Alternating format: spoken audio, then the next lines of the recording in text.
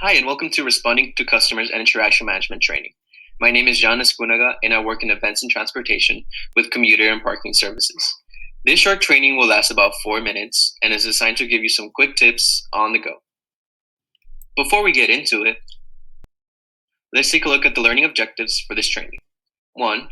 Replying to customers when you don't know the answer. 2. The importance of following up quickly and following through.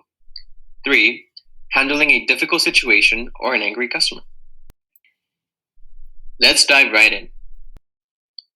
Even if you don't know the answer to a customer's question or concern right off the bat, you can build credibility with them in the way you handle their situation. The truth is, you can't be expected to know everything. So if you need a moment to research or get advice on a customer's issue, you can always ask the customer if they would like to wait on hold or if they're okay with you calling them back. At which point you can take their number and return their call after you've connected with your supervisor or chatted with your team. Don't forget to proactively give them your name again. Always ask for permission to place them on hold. Then immediately let them know that you will be looking for an answer for them and you will personally follow up. Doing so before the end of the business day is a best practice. If you know that you won't be able to get an answer for them until the next business day, let them know right away, then ask them for a time frame that would work best for you to call them back. Make sure you always follow up as quickly as possible. They already feel inconvenienced by having an issue, so we don't want to keep them waiting. One of the most important elements to prompt service is being knowledgeable about who can help. Customers may have questions relating to everything from visitor parking to permits, disabled placards, to entering and exiting the medical lots, special events, repairs to parking lots, as well as general transportation questions, information regarding citations, transit passes, and internal commute coordinator questions.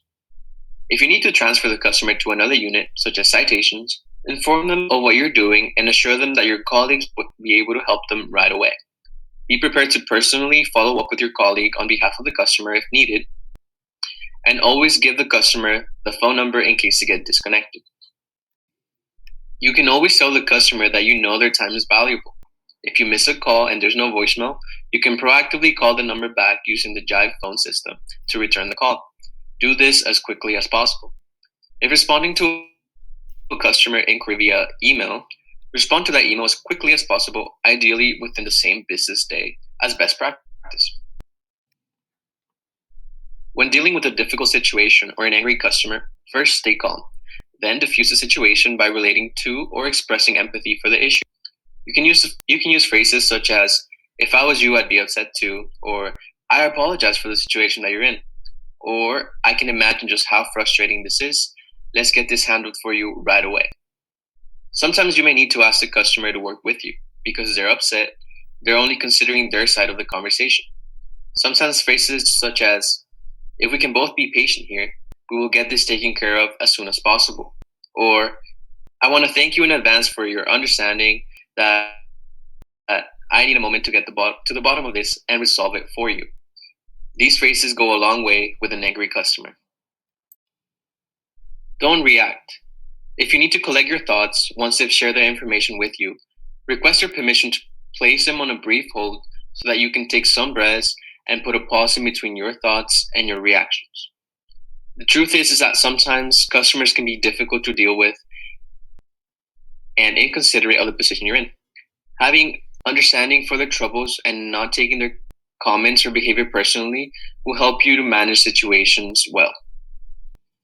If a customer wants to speak to a supervisor, always agree with them, but try to help them out first before you escalate the issue.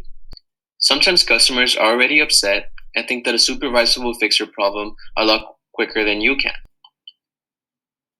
Reassure them that your goal is to take care of them and get their issue handled.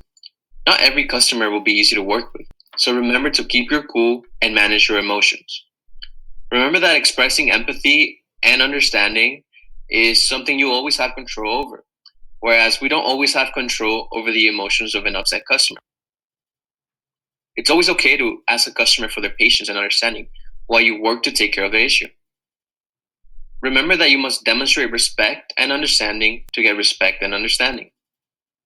This advice is helpful for both pleased and angry customers. In closing, always remember to apply by patience and grace. Thank you and congratulations on completing this training module. My name is Jonas Kunaga, and it's been a pleasure walking you through this course.